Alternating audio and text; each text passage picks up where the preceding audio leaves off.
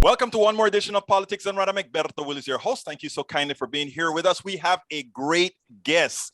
We are here with the future. Yvette Simpson is a lawyer, MBA, and former Cincinnati City Council President Pro Tem.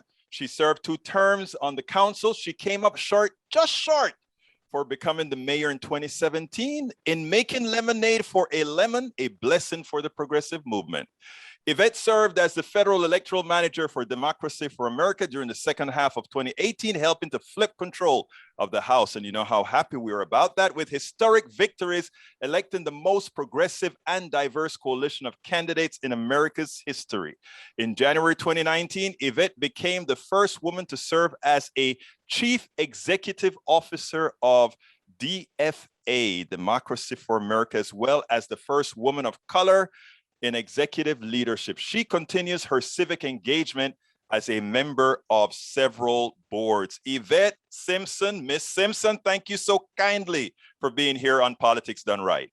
It is a joy and a pleasure, and thank you for creating a platform for folks like me in this amazing movement to talk about the issues that matter. Well, let me tell you, first of all, before we even start with the things I really want to talk about, I want to give you some kudos for being able to be the only person I've seen on This Week who can really handle Chris Christie, because he needs handling. And I have done that without any physical violence. And you did it without violence. You just did it with your intellect. And you got him each time. Thank you. It is a joy and a pleasure to do that. Well, look, it's very important to, I say, speaking truth to power is my love language. So. Yeah, and you know, that is important, especially in these days where even the media that you are on, that you have to be on as well, isn't necessarily giving you the necessary platform or the ability to communicate in full. I mean, you get the ability to communicate, just not communicate in full. So that is what we want to do here. Make sure that you get the option to communicate in full. Please first tell me, let's talk about our democracy. Where does our democracy stand? Some people say that our democracy is at stake, and I don't think that we have one. I mean, when you think about the threats to democracy, we've had the insurrection against our physical capital in an attempt to overthrow democracy again. And then we've got several states that have proposed legislation to get rid of people's right to vote. And we actually have in the White House, we have the majority, but we have minority rule because of the filibuster. I continue to ask people, are we a democracy? Are we a democracy at all? I don't think that we are. And I think, you know, one of the important things about what happened earlier this year and the things that are happening around us by all of these attacks on voting rights is this waking people up to the fact that we never really were a democracy. I mean, just the Electoral College, which you know is based in slavery. So the work that we're trying to do now is to wake people up to the idea that we are not a democracy and that we need to do the work, I think, of rebuilding democracy in our own image. You know that North Dakota has 2 senators and California has 2 senators is present, correct? There are more cows in the Dakotas than there are people. And they have the same representation, as you said, as the state of California, which has a robust and significant amount of people. And then you talk about DC, which has 600, 700,000 Black people alone in DC, and they do not have representation. It's a sad case. Now, I want to stick with democracy a bit, because I feel like we are at a critical point here, because here is the issue.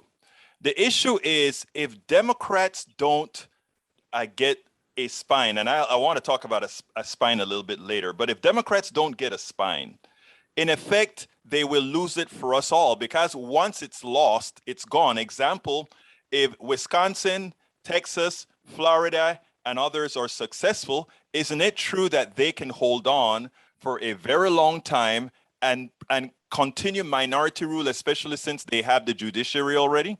Absolutely. Absolutely. And I think that's something that we can talk about the spine conversation. I think that's a whole story about the way that Democrats fail to use the power that they have, right?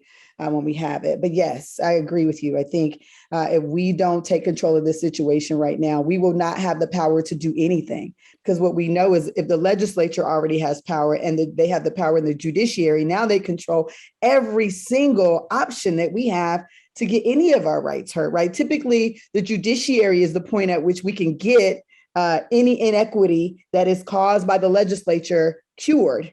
But if you also have the judiciary on your side playing a political role, now there is no remedy. There is no way for us to make sure that the people who we represent have a way to get their rights remedied. What I love with you being one of the main leaders in the progressive movement is you know how to be that connection between the progressive side and try to create that necessary alliance with what we like to call the establishment, which I think it's important. Now, I have some personal beliefs as to why the Democrats tend to be cautious in their movements. Why not abolish the filibuster? Why be scared of a $3.5 trillion, which is very much on the low side? It's over a 10-year period. When it's interesting because you get $3.5 trillion divided by 10 is about $350 billion. But then again, we don't collect $160 billion in taxes from the wealthy, and we give tax breaks. I mean, the money is actually there. So I have reasons to believe that there is more to why Democrats don't respond to that inequity that is immediately visible in people. What are your thoughts on that?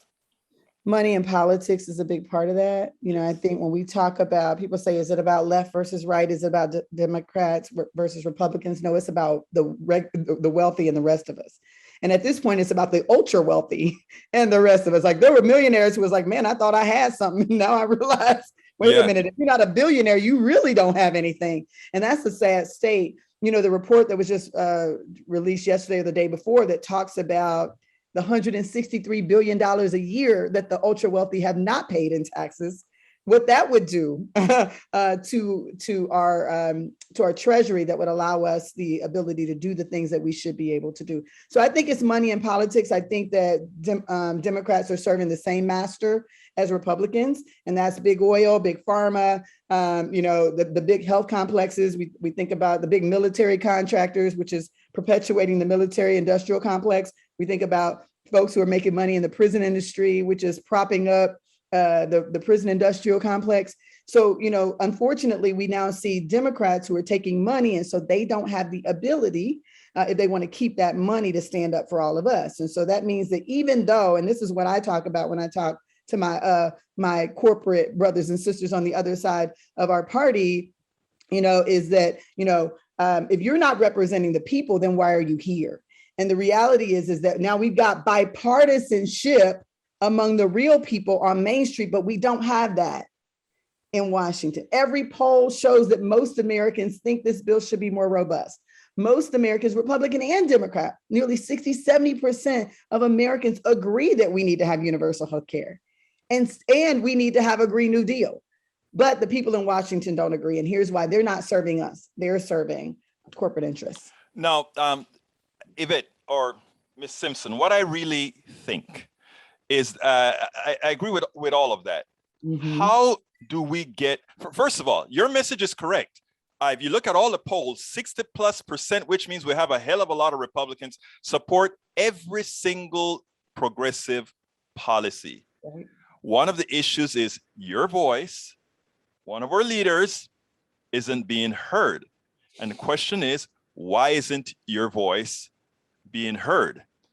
You mean in the inner circles of our own party? No, I mean people are voting against their own interests right now. Yeah, people continue, and the reason why is that you poll them individually, and everything that you stand for, they want. Yeah. But a caricature is made of all those that you represent. I am looking at your website right now, and you have a plethora of candidates. These are people that should be big winners throughout the country. Yes. And many of them won't make it, unless we are able to really get the message out? What do we do? Well, Malcolm X said this. He said, if we're not careful, the media will have you hating those who are oppressed and loving the people doing the oppressing. And that's, for me, the challenge with the fact that we are now, I think, bolstering and promoting in the media people who have it all. And I think vilifying people who are fighting for the rights of real people. And so the 20 minutes that I get once a month to go on and battle with Chris Christie, Rahm Emanuel, whoever, to represent what the majority of people believe. And the fact that that doesn't happen on every single network. There are some networks that don't have anybody representing the progressive perspective. I mean, that we start to convince people, if you tell people something over and over and over and over again, that there's something wrong with them, that they believe that the government's not supposed to work for them. There's something wrong with them if they believe that our government, which is the richest, most powerful government, can't give them universal health care, when we've seen our allies who have much less do that. And so there's a propaganda machine that is convincing everyday Americans that what they see isn't true. That while we're watching Jeff Bezos and the guy from Virgin Atlantic go to the moon, that they're supposed to celebrate that instead of questioning why, one, government money was used to get that done, but why that guy doesn't pay taxes and you paying yours. And then your government representatives say, well, you're taking welfare. No, it's my money. I'm the one that's paying it. The folks who are not paying it are getting the welfare. They're taking my money from me. So I think there's a propaganda machine when we don't have, control over the media, the ability to really get out the word to people, and people are being convinced that to work against their own interests, and what they see is not actually true.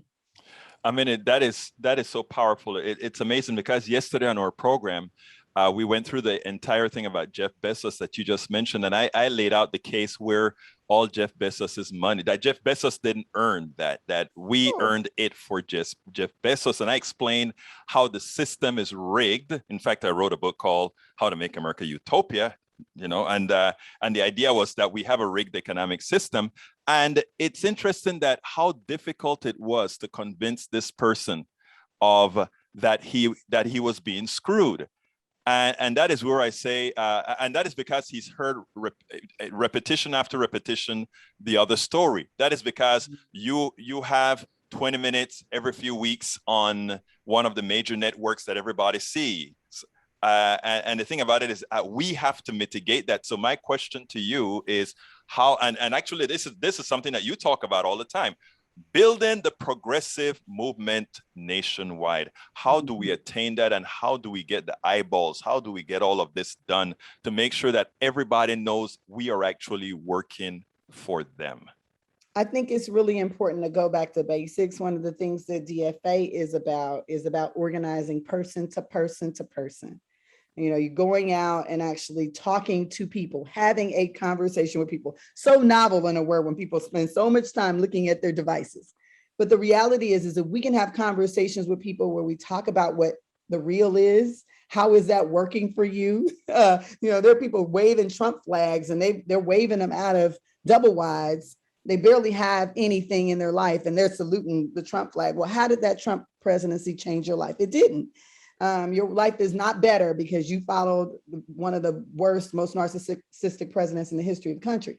So I think we've got to talk to people person to person about what these policies are, the fact that we should be doing these things, the fact that we need to have a government by the people and for the people, and that that's possible if we show up. And so I think that organizing work can negate the fact that we don't necessarily have, unfortunately, access to the major media. And I also think shows like yours and the fact that people are consuming messages a little differently gives us the opportunity at every cost, I think, to make that message. I also, one of the things they often say is all of a sudden when everybody's suffering, when you start to see everybody struggle and suffer, then all of a sudden people wake up, right? Like it took 50 years for them to finally dispense with the message that trickle-down economics didn't work. We've been talking about the fact that trickle-down economics didn't work for a long time. Finally, 50 years later, economists are writing, well, trickle-down economics doesn't work. And part of that is because people started to realize that it started to hit more people. We don't have to wait for that, right? I think one of the biggest mistakes that Republicans made was this abortion ban. I Because think now so you too. got women like, oh, they might have been cool. They might have been all right with, us not having the right to vote. They might have not cool. They might have let that slide. They might have done a little march for that. They might have done a little march for a few weeks on George Floyd and Black folks getting murdered. But now you're taking away their right to choose and their right to choose for their children. You done woke up, you done awaken a bunch of folks who now are going to fight. And so I think that's where, when we get to this place where there is a shared suffering, and I think right now we're in a real state of shared suffering. A lot of people are suffering right now in all kinds of ways. Then you start to see the rising up of people and the joining of forces of movements, and people start to march, and then they demand more. Yvette, that is magic, because what you just said is magic. Mm-hmm. Everybody has to see themselves in that suffering.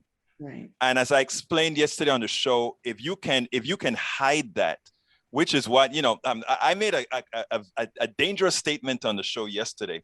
And one of the viewers thought I was implying that something like slavery wasn't really a Black thing. But what I explained is that we are all now antiseptic slaves. Mm-hmm. And she took aback, because now it was like, oh, I can't say the other anymore, but what you're saying is making sense. Mm-hmm. It's no longer the other, but right. We are all, it was important. I always said that for our economic system to work, you have to be able to separate people. Mm-hmm. But when people are forced into the same box and see their humanity and see their reality and their equal economics, it suddenly makes a difference. And in effect, that's what you just said. That's so true. I mean, when you think about, when people can operate in any level of privilege, they will, right? So like, if I can say, well, I don't like that Black people are being murdered, but I'm safe. Right. I don't like that people are struggling, but my bills are paid. As long as my life isn't in jeopardy in any way. Like, you can empathize with people all day, but until you actually understand, because you are going through it yourself, right. That shared suffering causes people to act. And I have seen, and I've talked to people about owning and acknowledging the fact that most of us have some level of privilege, and whether we admit it or not, when the going gets tough, we will lean into that privilege. Exactly. And leave the brother behind and don't have none. Yes. In a minute. And we cannot do that. It's a human thing. It's a human thing. And we've got to work against that. I know that I'm a Black woman, so I am not privileged as to race and gender, right? But I am privileged. I'm straight. I'm privileged as to sexual orientation. I have money in my pocket. I'm privileged as to wealth. You're educationally privileged. Right, that part. I happen to practice the dominant religion in this country, so I am privileged as to religion. And so I was born in this country. I am privileged as to national origin. And so what I need to remind myself is, in those moments when I want to operate in my privilege, I need to use my privilege to help somebody else, right? I need to lean into that. And we see that in the anti-Muslim movement. We see folks like, oh, okay, I can't work with. I need to lean into my privilege and support my Muslim brothers and sisters who deserve the right to exercise their religion and to be in this country, just like the rest of us. I do the same thing with my LGBTQ plus brothers and sisters. And so it's when we are, but the challenge that they didn't see is that when you get enough people who are suffering together, they don't think about that privilege. Now you've got folks saying, wait a minute, we all struggling. Now we all struggling. Let's move forward in this movement to make change for all of us. And I think that was the misplay that the Texas Democrats, the Texas Republicans have done. And now they've riled up a whole bunch of folk that now will join the movement with us. And hopefully, let's not say hopefully, we will make it so. We will make it so. I like that. We will make it so. It's interesting. It's power. What you're saying is powerful. Now, the last two issues here. First of all, to effect a structural change in our democracy requires education. It's sort of like the egg. Which one comes first, right? We need a structural change in our democracy. But in order to get a structural change in our democracy, people have to be educated enough to understand how it currently works. which Right. means we have to find a way to operate in this domain. And I tie that into the other part that says, so then how do we work under the Biden administration, which isn't bought into that this democracy by the minority does not work, meaning filibuster must go. Electoral college must go. 2 senators per state must go. The Constitution has some intrinsic flaws that we can't mitigate immediately. We have to work within the system. How do we get structural change in the democracy? And how do we start that under likely the best administration that we're going to be able to do it under? Because I tell you what, even that 3.5 trillion under Biden was a surprise to me. It was a blessed surprise to me. Please. I think we start by making it plain. I think we have, civics education in schools has not been funded. Even some of our senators don't understand what the Constitution says. The way we've been going about it is really tying these things to the things that people care about. You can't get climate change because we have minority rule in this country, right? That means that the 40% of senators get to decide what happens rather than the 60%. And people can do the math. I mean, we really need to just do a full out media blitz around what is wrong with this picture. Everybody understands that 40% of the people should not be making the decision for all of us when 60% of us are in control. You know what I'm saying? Like it shouldn't be a 60-40, it should be a 50-50. And so we've got 51% of the power, but the 40% gets to decide for the rest of us because we have a filibuster. And the fact that you can't get your change because of this. And that was the big fallacy and the myth that is going to ultimately, hopefully not, but might do Biden in, because he said all we need is for the Democrats to get the Senate and then we can make change. And folks showed up and that happened. And now we're saying, no, we actually need 60 Democratic senators to get something done. People don't want to hear that. So we've really got to remind people that all of these different inequities in our democracy, all these challenges in the structure of our democracy are keeping us from getting the things that we need to get. And we need to remind people that we have the power. Democrats, we don't need bipartisanship for this. Democrats have the power right now to keep their promise and actually end the filibuster, which is not written into the Constitution, it's a freaking Senate rule, to end the filibuster and to make change. And we also need to, as we know from what the Supreme Court done started acting a plum fool too, which we expected, we need to expand the court, and that's not a novel idea. The court has been expanded before. And typically the Supreme Court matches the number of districts that exist. And there are 13 judicial districts. So to go from 9 to 13 would be normal. We have done this before. It is not a power play. It is not a political trick. So we just got to get in the posture of reminding people that all of these things, one, are keeping you from the thing that you need to do. Two, that they are not equitable, that is not fair, and it is not supposed to be. And that three, frankly, this is the way it's always been, and it's on us to be the generation to change that system for ourselves and for our children, and that we have the power to do that. Yvette, that's powerful. And I think that is why we need to give the Yvette Simpsons of the world, the DFAs of the world, all the exposure possible, because the change isn't going to come from them. It's going to come from us. And I want to reiterate something that you said that is very important. The filibuster is not constitutional. It is not constitutional. And increasing the size of the court is not a novel idea, nor is it unconstitutional. Anyway, at the end of every one of our discussions here, we ask one specific question. Please tell me what you would have wished that I asked you. And in my ignorance, I didn't. Well, first of all, you are not ignorant. This has been a great interview, and I just thank you for giving me space. And now, that question is so funny because now you give me a chance to preach. And I think that's very, very dangerous. Yes. The dangerous thing. My one wish for us in this time and in this future is that we would just take a beat and really look around and ask, how are we doing? And the answer to that is that we are not well.